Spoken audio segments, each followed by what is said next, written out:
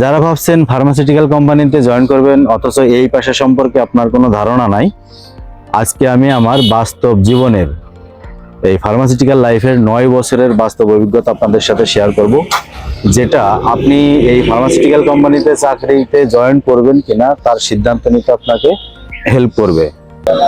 আমি ফার্মাসিউটিক্যাল কোম্পানির দুইটা দিক নিয়ে আলোচনা করব, একটা হচ্ছে সুবিধার দিক আর একটা হচ্ছে অসুবিধার দিক। তো প্রথমে আমি সুবিধার দিকগুলো নিয়ে আলোচনা করব। তার মধ্যে নাম্বার 1, আপনি এখানে একটা স্মার্ট স্যালারি পাবেন, যেমন 30 থেকে 35,000 বা অ্যারাউন্ড 40,000 টাকার মধ্যে একটা স্যালারি পাবেন।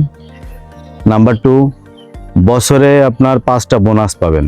বছরে আপনি 5টা বোনাস পাবেন, 2 ঈদে 2টা, একটা পহেলা বৈশাখের বোনাস, একটা প্রফিট শেয়ার এবং অন্যটা হচ্ছে আপনার নিউ ইয়ারের বোনাস। নাম্বার 3, আপনি প্রতি বছর একটি করে ইনক্রিমেন্ট পাবেন, সেটা 3 থেকে 4,000 বা 5,000 টাকার মধ্যে আপনি ইনক্রিমেন্ট পাবেন। যদি আপনার সেলস ভালো থাকে, সেলস ভলিউম ভালো থাকে, তাহলে আপনাকে সর্বোচ্চ ইনক্রিমেন্ট দেবে। নাম্বার 4, আপনি প্রতি 3 মাস অন্তর অন্তর একটি করে ইনসেনটিভ পাবেন। আপনার সেলসের উপর ভিত্তি করে আপনাকে ইনসেনটিভ দেওয়া হবে। যদি আপনি আপনার সেলস 100% করতে পারেন, যদি এভাবে 3 মাস করতে পারেন, ধরেন আপনি যদি 10 লাখ টাকা প্রতি মাসে সেল করেন, তাহলে 3 মাসে যদি 30 লাখ টাকা সেল করেন, তাহলে সেলসের 1% হিসাবে আপনাকে 30,000 টাকা ইনসেনটিভ দেবে, সেটা 3 মাস পর পর।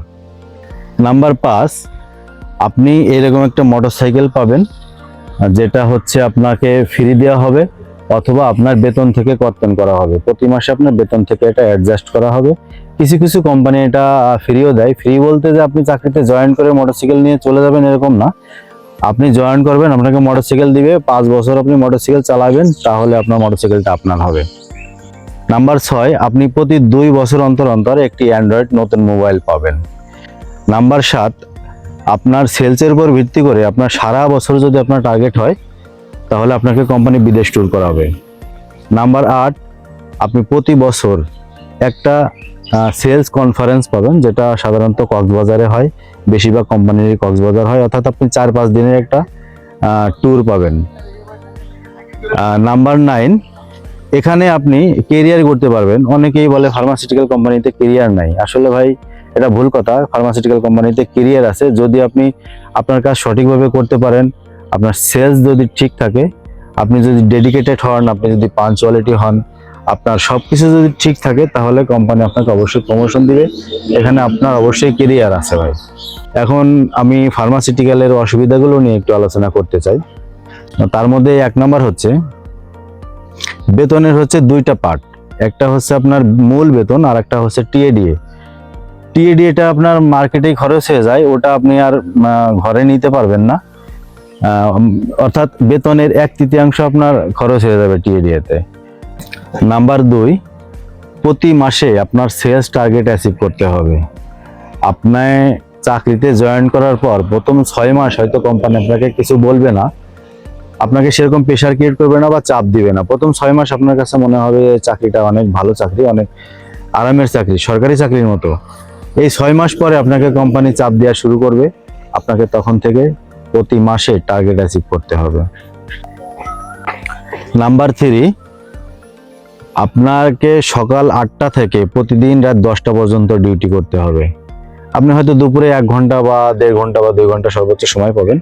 এটা হচ্ছে অনেক সময় আপনার মফস্বল ভিত্তিকে কাজটা কম থাকে, যেমন এখানে মফস্বল ভিত্তিকে আপনার রাত 8টার পর আর কোনো কাজ থাকে না, কিন্তু শহর এলাকায় রাত 12টা-1টা পর্যন্ত ডিউটি করতে হয়, আবার সকাল 8টার সময় রিপোর্টিং করতে হয়। নাম্বার 4, সরকারি কোনো ছুটি আপনি পাবেন না, যেমন পহেলা বৈশাখ, 16 ডিসেম্বর, 21শে ফেব্রুয়ারি, তারপরে হচ্ছে আপনার 26শে মার্চ, এই ধরনের কোনো ছুটি আপনারা ভোগ করতে পারবেন না। এমনকি ছুটির দিনেও কাজ করতে হয়। সাপ্তাহিক একটা ছুটি আছে, যেটা হচ্ছে আমরা যারা এমপিও আছি, আমাদের একটা সংগঠন আছে, আমাদের সংগঠনের নাম আছে ফারিয়া। এই ফারিয়ার থেকে আমরা নিজেরা এটা আন্দোলন করে বা এটা মানববন্ধন করে আমরা এই ছুটিগুলো নিজেরা পাশ করাই নিয়েছি। আমরা এই ছুটিগুলো নিজেরা ভোগ করি, এটা কোম্পানি দেয় না, কিন্তু তারপরেও আমরা এই ছুটির মধ্যে অনেক সময় কাজ করি, অনেক সময় কাজ করতে হয়, কারণ আমরা হচ্ছে সেলস প্রফেশনের সাথে জড়িত, আমাদের নিজেদের প্রয়োজনে এটা করতে হয়। নাম্বার 5, আপনার কাজ আপনাকেই করতে হবে। আপনি যদি কখনো ইমার্জেন্সি কারণে যদি ছুটি নিয়ে কোথাও যান, তাহলে আপনার উপরে অর্পিত যে দায়িত্ব, সেই দায়িত্ব আপনাকে হয়তো যাওয়ার আগে করে দিয়ে যেতে হবে, তাই না হলে আপনাকে এসে করতে হবে। আপনার কাজ কেউ করে দিবে না, আপনার কাজ আপনাকেই করতে হবে। নাম্বার 6, বউ বাচ্চাদের নিয়ে কখনো আপনি ঘুরতে যেতে পারবেন না, কারণ সেই সময় আপনি পাবেন না, সেই সময় আপনাকে দেওয়া হবে না। নাম্বার 7, বন্ধু বান্ধব আত্মীয় স্বজন যারা আছে আপনার শুভাকাঙ্ক্ষী, এদের সাথে আপনার এক পর্যায়ে যোগাযোগ বিচ্ছিন্ন হয়ে যাবে। এদের সাথে যোগাযোগ চাইলেও রাখতে পারবেন না। যেমন আমি, আমার মামা বাড়ি, আমার ফুফু বাড়ি, আমার খালা বাড়ি, আমি যে কত বছর যাই না তার কোনো ঠিক নেই। অর্থাৎ নিজের আপনজনদের সাথেও যোগাযোগ বিচ্ছিন্ন হয়ে যায়। নাম্বার 8, টার্গেট না হলে চাকরি হারানোর ভয় থাকবে। যেমন আপনি 6 মাস পার করার পরে যখন আপনাকে প্রতি মাসে টার্গেট করতে হবে, এভাবে প্রেশার ক্রিয়েট করবে, আপনি টার্গেট করবেন, যখন আপনি টার্গেট করবেন না তখনই আপনাকে চাকরি হারানোর ভয় দেখাবে। আর যদি আপনার সরকারি চাকরির বয়স চলে যায় তাহলে তো কোনো কথাই নেই। নাম্বার 9, সব থেকে ইম্পর্টেন্ট এবং হচ্ছে সব থেকে গুরুত্বপূর্ণ বিষয় হচ্ছে, এই পেশার সাথে সংশ্লিষ্ট কিছু লোক আপনাকে প্রতিনিয়ত অপমান করবে, আপনার মানহানি করবে। ভাই, আপনার গায়ের চামড়া যদি মোটা হয় তাহলে আপনি চাকরি করতে পারবেন, তাই নাহলে আপনার কাছে মনে হবে এর থেকে রিক্সা চালানো অনেক ভালো। 10 নাম্বার, এসআর থাকা সত্ত্বেও কিছু কিছু সময় আপনাকে প্রোডাক্ট নিজেকেই ডেলিভারি দিতে হবে এবং নিজেকেই টাকা কালেকশন করতে হবে। যদি টাকা কালেকশনে কম পড়ে, যদি ঘাটতি পড়ে, বা যদি কোনো পার্টি আপনার টাকা না দেয়, তাহলে যত টাকা আপনার কম থাকবে সেই টাকা আপনার পকেট থেকে ভরে আপনাকে জমা দিতে হবে এবং মাস ক্লোজ করতে হবে। যদি আমার পরামর্শ আপনারা চান যে ভাই আপনি তো 9 বছর ধরে ফার্মাসিউটিক্যালে আছেন, তাহলে আপনার পরামর্শ কি? তাহলে আমি বলবো ভাই, যদি আপনার সরকারি চাকরির বয়স থাকে ভাই, তাহলে আপনি একবারে চোখ মুখ বন্ধ করে আপনি একবারে মানে কি বলবো, মানে সর্বোচ্চ চেষ্টা করে, নিজের সর্বোচ্চ দিয়ে আপনি চেষ্টা করেন যাতে আপনার সরকারি চাকরি হয়। আপনার হাতে যদি 2 বছরের সময় থাকে, সেই 2 বছর আপনি অন্তত 50টা চাকরিতে অ্যাপ্লিকেশন করেন, দেখবেন আপনার একটাতে চাকরি হয়ে যাবে। আর সর্বশেষ যদি আপনার আর কোনো গতি না থাকে, আর যদি কোনো উপায় না থাকে, তাহলে আপনি ফার্মাসিউটিক্যালে আসতে পারেন। তো আশা করি এই সুবিধা এবং অসুবিধার দিকগুলো আপনারা শুনলেন।